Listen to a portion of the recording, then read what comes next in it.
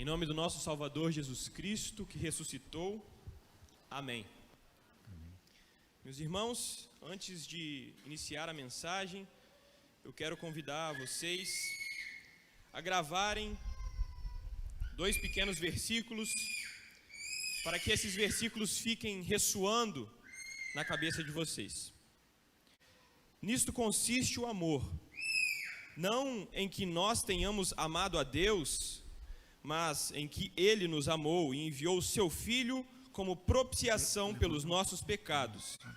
Amados, se Deus nos amou de tal maneira, nós também devemos amar uns aos outros.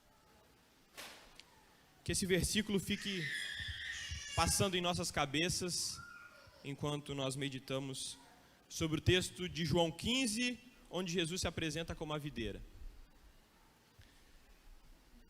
Meus irmãos, nós estamos conectados. Essa é a nossa realidade.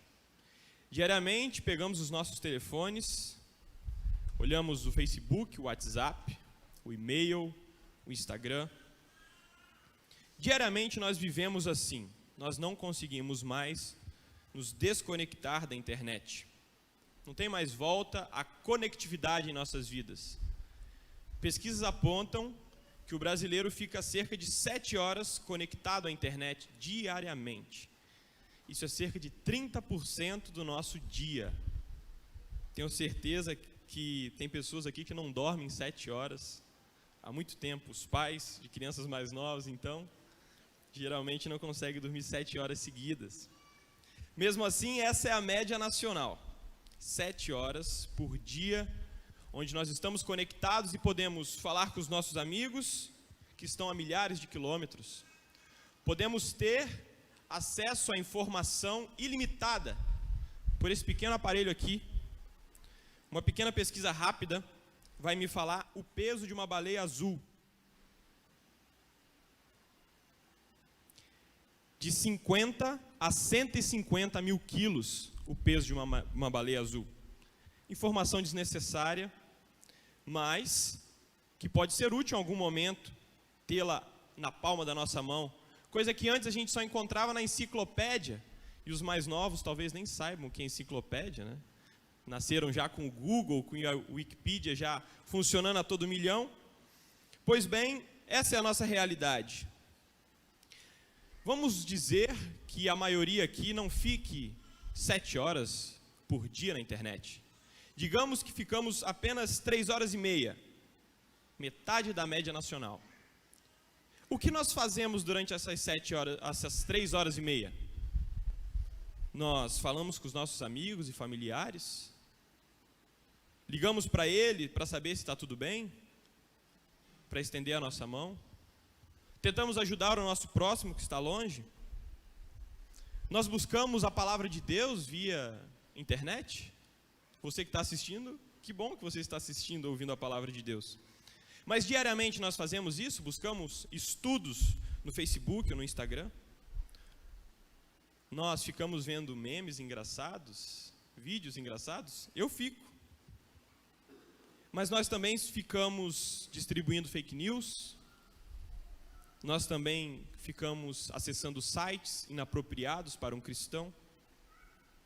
Nós também ficamos lendo conteúdos ideológicos que aumentem em nós uma visão distorcida da humanidade e dos planos de Deus. O que você faz durante essas 3 horas e meia de conexão? Uma outra pesquisa aponta que a maioria das pessoas se comporta de maneira diferente quando estão no mundo virtual.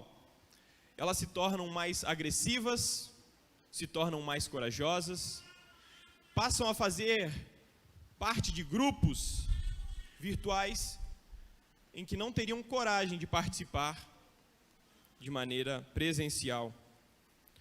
Uma outra coisa é que a exposição que a internet nos dá aumenta em nós o orgulho, o ego, e nos torna pessoas prepotentes e metidas, mais do que nós geralmente somos presencialmente. Percebam quanto tempo nós desperdiçamos na internet com coisas inúteis, 7 horas. 7 horas do nosso dia se esvai, aumentando o nosso ego, o nosso orgulho, a nossa ideologia, o nosso pensamento, a nossa soberba, quando nós poderíamos estar ouvindo a palavra de Deus, ou até mesmo vivendo a palavra de Deus. Mas e se eu falar para vocês que esse problema não acontece somente no dia de hoje, ou no mundo de hoje com a conectividade? O povo de Israel já vivia mais ou menos dessa maneira há mais de 2000 anos atrás. O povo de Israel era conhecido como a vinha do Senhor. A vinha, a videira, era símbolo do povo de Israel. Nós encontramos na Bíblia passagens nos Salmos, nos Profetas, em que todos se referem ao povo de Israel como a vinha do Senhor. Deus tinha escolhido aquele povo para ser a árvore de onde sairiam frutos que dariam glórias a Deus. Deus se conectou com Israel de maneira que eles pudessem servir o mundo. Entretanto, o povo não entendeu o que Deus tinha feito com eles, não entendeu por que Deus havia escolhido. Deus não tinha escolhido aquele povo por alguma característica, afinal aquele povo era traiçoeiro, era mau, era rebelde. Mas Deus escolheu aquele povo simplesmente por sua graça e por sua bondade e misericórdia. Deus queria levar aquele povo mau e usá-lo como testemunha da sua graça ao mundo, em obras de justiça e de caridade a cada um de nós.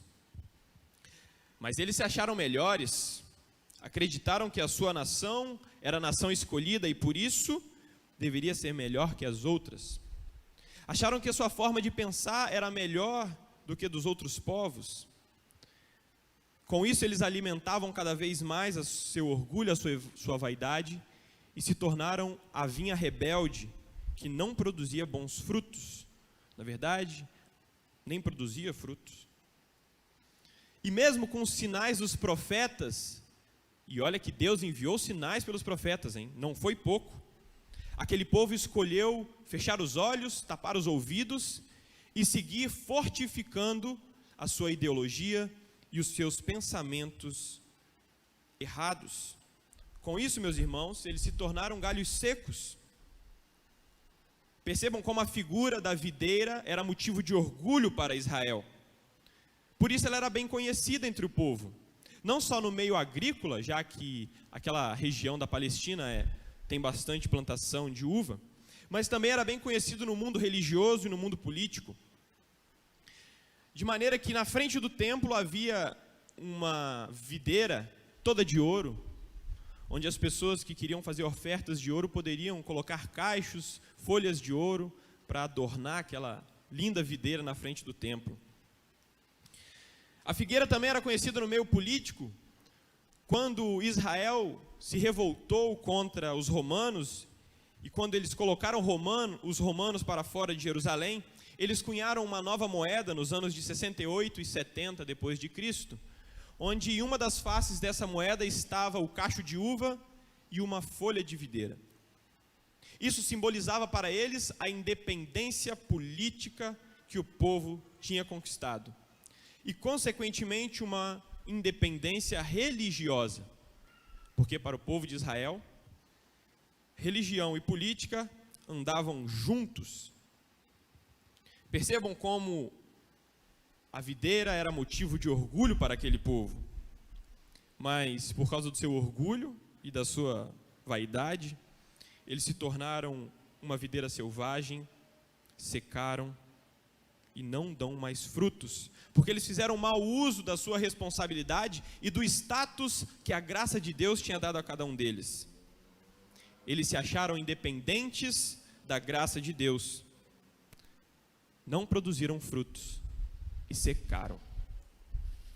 E quando o agricultor vier limpar a vinha, meus irmãos, ai deles e ai de nós. Ai de nós, meus irmãos. O texto de João 15, nós temos o último eu sou de Jesus.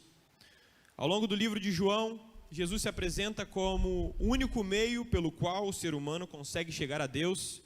Ele se apresenta como eu sou a porta, eu sou o caminho, eu sou a verdade, eu sou a vida, eu sou o bom pastor. E essa é a última imagem que Jesus quer apresentar a seus seguidores. Junto com a imagem da videira, ele traz um novo aspecto que os outros textos não traziam: o Pai. O Pai é o agricultor que cuida, poda da vinha e joga os galhos fora. Ele é o dono da vinha. Jesus se apresenta como a videira, o Pai como o agricultor e nós os ramos. Certamente para aqueles discípulos que ouviram isso a primeira vez, tinham em mente que a videira era o povo de Israel. Mas quando Jesus se apresenta como a videira e nos dá o papel de ramos, ele nos mostra uma nova maneira de nos relacionarmos com ele e, consequentemente, com o agricultor, o Deus nosso Pai. Como eu disse no início da mensagem, nós ficamos 7 horas conectados à internet, usando de maneira boa, por assim dizer, ou errada. Nós permanecemos o dia inteiro conectado, talvez não de maneira integral, não significa que nós pegamos os nossos telefones e ficamos 7 horas olhando para ele, mas eu fico 20 minutinhos agora, 10 minutos depois do almoço, 1h30 depois que eu chego do meu trabalho ou da minha escola, mais meia hora depois antes de dormir. E no final do dia, dá as ditas 7 horas. O telefone acompanha a gente para todos os lugares. Seja o mais importante que for, ele sempre está no nosso bolso. E com isso nós estamos sempre disponíveis a receber uma ligação, uma mensagem, uma informação que pode alterar o nosso dia e pode interferir nas nossas decisões diárias. E essas decisões podem ser boas ou más. Algo parecido acontece com a gente quando estamos conectados com Cristo. Podemos ter boas ações ou más ações. Se fizermos o que é bom, é porque Ele, o Cristo, Jesus, nos capacita a produzir os bons frutos, pois permanecemos ligados a Ele. Mas se fizermos o que é mal, escolhemos não permanecer ligados a Ele. E achamos independentes. Achamos que podemos fazer tudo e qualquer coisa, tudo é possível para nós. Esse é um grande erro. De tal maneira que por 8 vezes, Jesus usa a palavra permanecer no texto de hoje. São 8 versículos, meus irmãos. Dentro desses 8 versículos, 8 vezes aparece o verbo permanecer. É como se Jesus estivesse segurando um grande letreiro, luminoso e piscando, para falar: gente, presta atenção nisso aqui. É importante a palavra permanecer. Permaneçam em mim e eu permanecerei em vocês. Jesus quer que nos conectemos a Ele, mas não só isso, Ele quer que nós permaneçamos ligados a Ele. Isso porque Ele é a videira verdadeira, Ele é o único meio pelo qual importa viver e morrer e ser salvo para a vida eterna, pois é por causa dele que somos salvos. Quando Cristo diz que nós somos os ramos conectados a Ele, Ele evidencia a cada um de nós a nossa total dependência a Ele. Afinal, como Ele mesmo nos diz, se o ramo não estiver conectado à videira, ele seca e será jogado no fogo. De nada presta a madeira da videira. Nós somos conectados a Jesus no dia do nosso batismo. E é pelo amor que é entregado a nós no dia do nosso batismo que nós somos ligados a Deus verdadeiramente e recebemos o alimento espiritual diariamente que Ele nos fornece. Ok, nós estamos conectados a Cristo. Que bom. Todo mundo aqui é batizado. Mas nós permanecemos nele? O que nos faz permanecer em Cristo? O que nos faz permanecer em Cristo é a palavra de Deus. Porque a palavra de Deus é viva e dá vida a cada um de nós. Palavra que nos aponta para a morte e ressurreição de Cristo. E junto com isso aponta também para a nossa ressurreição, ressurreição que nos fará viver a vida eterna junto do Pai. Quando estamos conectados à videira, permanecemos nela, e ela também permanece em nós. Isso significa que a força, a vitalidade que há dentro de nós, não vem de nós, mas é dada pela própria videira, que nutre o nosso coração com o que há de maior valor nutricional, a sua santa palavra. Quando permanecemos ligados à videira, o agricultor cuida de nós, poda, limpa cada um de nós com sua santa lei. E os frutos que surgem ao longo da nossa vida são doces e agradáveis, não só ao nosso Deus, mas também ao nosso próximo. Afinal, é para Ele que é direcionado nossos frutos. É para Ele e por causa dele que produzimos os frutos. Quando permanecemos ligados à videira, sabemos que durante toda a nossa vida nós serviremos apenas um Senhor. Quando permanecemos ligados à videira, temos a certeza da nossa salvação, pois a vida que a videira dá aos seus seguidores, a vida que a videira dá aos seus ramos, não depende do tamanho do ramo, nem do tamanho do fruto que esse ramo dá. Depende simplesmente da sua graça e misericórdia por cada um de nós. Permanecer em Jesus é depender dele. Permanecer na videira é acreditar em Jesus como seu único suficiente Salvador. Permanecer em Jesus é lembrar e seguir os seus santos ensinamentos e levar sempre em consideração o que Ele faz por nós, para então fazermos o mesmo com o nosso próximo, levando palavra de perdão e de salvação. Perdão e salvação que Ele dá primeiro a cada um de nós. Permanecer em Cristo é saber que nós podemos fechar os nossos olhos e orar, porque Deus cuida de cada um de nós e Ele certamente nos ouvirá. Permanecer em Cristo é dar os devidos frutos que Ele nos capacita a dar para a glória do Pai. Devemos permanecer na videira, devemos permanecer dependentes da graça de Deus, pois assim como nós permanecemos nele, Ele permanece em nós. E quando o agricultor vier colher os frutos, ele olhará para a videira e dará um belo sorriso, porque ali ele encontrará frutos doces, mais doces do que o mel, nutridos pelo próprio amor que vem de Jesus. Durante as 3h30 que ficamos conectados à internet, vamos sempre lembrar da graça de Deus e lembrar que essa graça e que essa palavra permanece em nós e nos faz permanecer conectados a Cristo, a videira verdadeira. O nosso orgulho, a nossa vaidade, as nossas ideias, a nossa ideologia não cabe a nós, pois todos estes nos separam de Cristo e distorcem os planos que Deus tem para cada um de nós. E se seguirmos o nosso próprio caminho de independência, nós vamos secar e seremos jogados no fogo. Pela fé que Deus nos dá, podemos permanecer ligados a Cristo, ouvindo a tua santa palavra, que dá vida a cada um de nós e nos nutre, pelo amor de Jesus Cristo, a produzirmos os frutos da fé.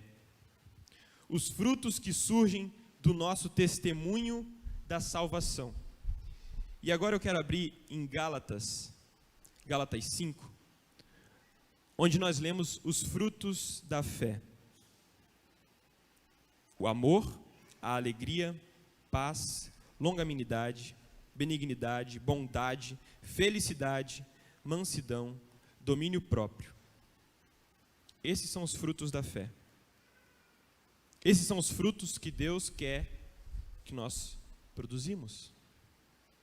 Eles se resumem a duas coisas: amar a Deus e amar ao nosso próximo. Os ramos sem a videira para nada servem a não ser queimar no fogo eterno, pois sem a videira o ramo seca e não produz fruto nenhum. Mas conectados à videira e permanecendo nela, nós somos limpos pelo amor do agricultor. Grava essa, vou usar as palavras que o pastor sempre usa nos cultos. Grava essa é importante, hein? Não há vida cristã sem frutos do amor. Permanecer em Cristo necessariamente faz vivermos a vida santificada e cheia de frutos.